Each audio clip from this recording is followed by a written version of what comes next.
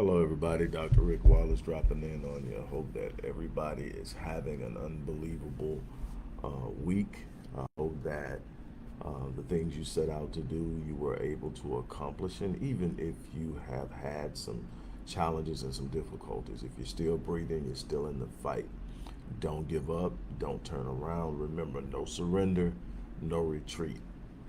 I just want to stop in real briefly and talk to you about something that's immensely important if you're talking about making some significant changes to the life that you're living, pursuing some worthwhile and worthy goals uh, with an intent of elevating the level at which you exist in this world. And I think that should be everybody's goal, next level living. I have never reached a point or a platform in my life where I felt, okay, I have arrived.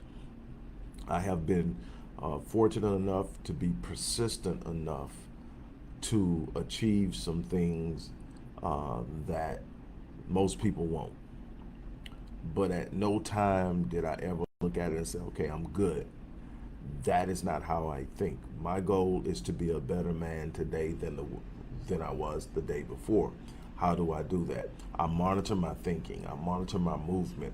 I enrich my existence. How do I do that? By reading, by studying, by observing, by learning. If you don't learn daily, you're not progressing, you're not moving, you're not achieving, you're not getting to a point in which you can really truly do things that are considered to be exceptional and extraordinary.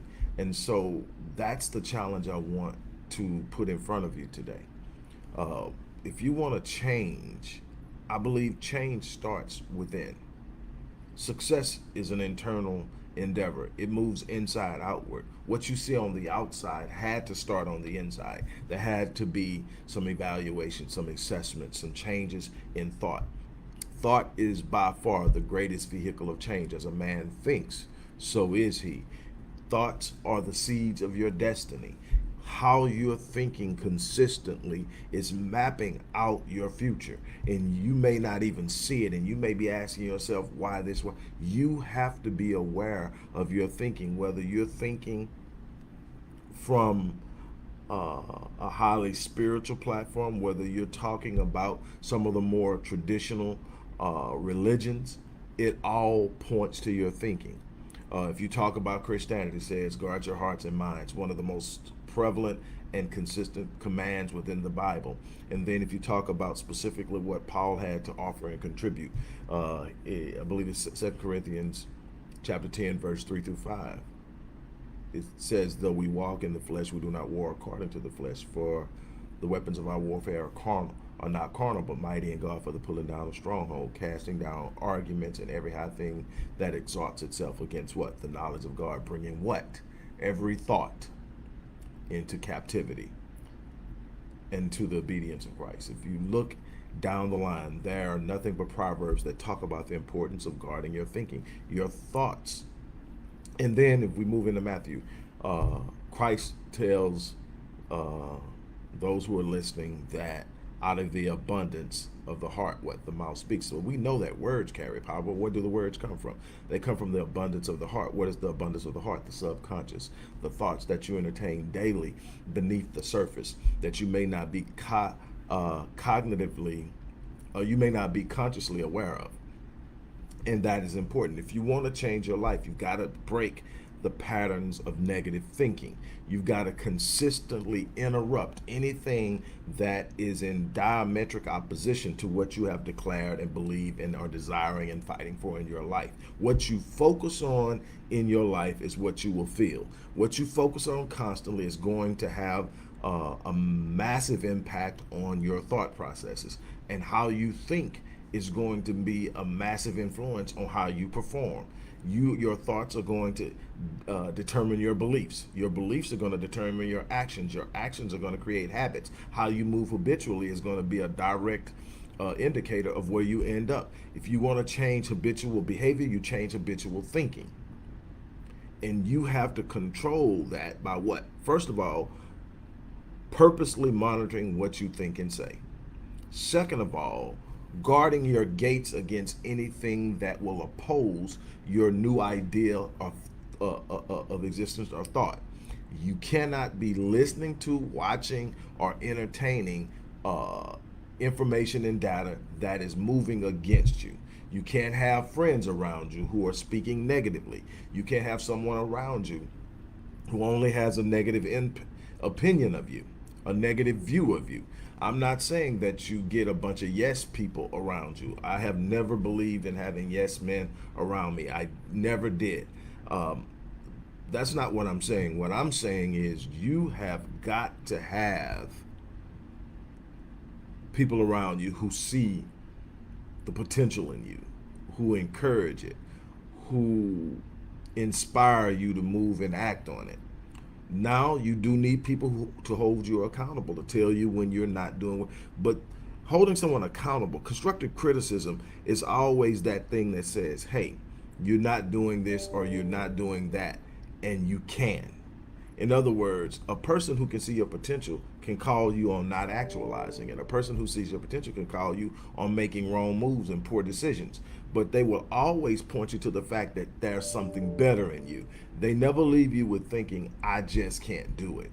I'm just not that way. Anyone that tells you you're never going to amount to anything doesn't deserve to be in your circle. Anybody that can only point out all the things you've ever done wrong and not look at your desire for change and see the potential doesn't deserve to be in your circle. It's your responsibility to cultivate this new circle. It's your responsibility to cultivate a new way of living. How do you cultivate it? You constantly engage it. You're constantly speaking it, not just affirming it, but literally performing what I call incantations, the embodiment of what I say. So when I'm speaking into my life things that have not yet manifested, I'm not just saying it, I'm literally embodying it and literally believing at a level that you can see the expression on my face and know that I believe it, that it's there, that I'm speaking it, that I'm embodying it, that it becomes a part of what generates my energy level, my vibration, and you can see it in the way I move, in the way I talk, in my facial expressions. It's me literally being able to plant myself in something in the future and feel it. But that comes from being able to manage my thought processes at a level that puts me in a place to do that. You've got to break the poor habits of poor thinking, the pattern of poor thinking, the pattern of negative thinking, the pattern of always seeing what can't be done and putting that aside and focusing on what can be done, setting a standard, becoming committed to it, and pursuing it with a level of relentlessness that is unstoppable. That's how you achieve. It's not going to be handed to you on a silver platter. It's not going to fall out of the sky. You're going to have to go get it, but you're going to have a mindset that facilitates the movement that is necessary for you to do it. That's what I'm here to tell you today. That's what I want to encourage you to do. Look, there are some additional resources there. You know, we are doing some unbelievably powerful things at the Visionetics Institute and in some of the other companies that are a part of Rick Wallace Enterprises.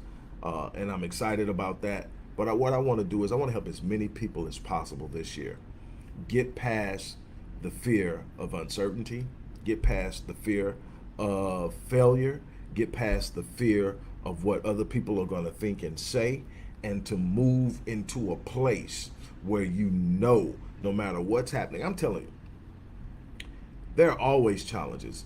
You know, people tend to talk about their accomplishments. Nothing wrong with that. I believe that if you put in the work, you should be able to celebrate yourself. I have no problem with that. I'm not a person that walks around going, oh my, I wish they shut up. No, celebrate yourself. Here's the thing. Make sure when you are presenting what you have accomplished, that you're transparent enough, not necessarily in great detail, but in honesty and in truth, that you're honest about the journey, that you let people know that in order for you to reach this platform of promise, you had to go through a journey of process. That process always precedes promise, that there's always challenges. You know, I have experienced that normally when I'm about to take that next step up, I get hit real hard and pushed back. And it's that point where I am completely committed to the process that I begin to see the wheels turn and me move. No matter how slow the wheels turn, no matter how many challenges present themselves, no matter how many perceived obstacles present themselves, the focus is the same. I see what's in front of me. I know what's there. I'm going for it. Whatever I've got to go through, whatever I've got to go over, whatever I've got to go under or around, I'm going to do it, but I will not relent. I will not turn around because my mind has already confirmed that it belongs to me. And that's the way you have to think. You have to develop and cultivate a positive thought process that produces action that is consistent with what you believe. And if you don't have the beliefs, you got to develop the beliefs. Look, I wish you the best. As I always say, look, I live my life on full. Each and every day I wake up and I live my life on full. I give every day everything I have for that day. Why? Because when I leave this place, I want to die on E. I live on full so that I die on E. That means I'm not going to leave anything undone. I'm not going to leave any potential on the table. I'm not taking any of that to the next stage with me. It's not going to the grave. It's not going anywhere or whatever. It's going to be expended in my work, in my passion, in my purpose, in my desires, in my goals, in my love for my wife and my family. It's going to come out in the energy and effort I present each and every day. You got 86,400 seconds in a day. When they're gone, they're gone. You've got to do something with them. That's my challenge to you. Look, I'm going to get out of here. It's great to drop in on you guys. No matter where you're going to watch this video at, there are going to be some links to some resources. Check out the resources. I would love to work with you if you're ready to make some major moves in changing your life and you are seriously committed to it. Reach out to me. The information should be in there. The email. Look, average is a default setting. Don't live life on default. Activate your potential and achieve what's possible beyond average. You have what it takes to achieve greatness, but you're going to have to put in the work. That's my call and challenge to you on this day and moving forward. Have a great day. I'm out of here. Peace.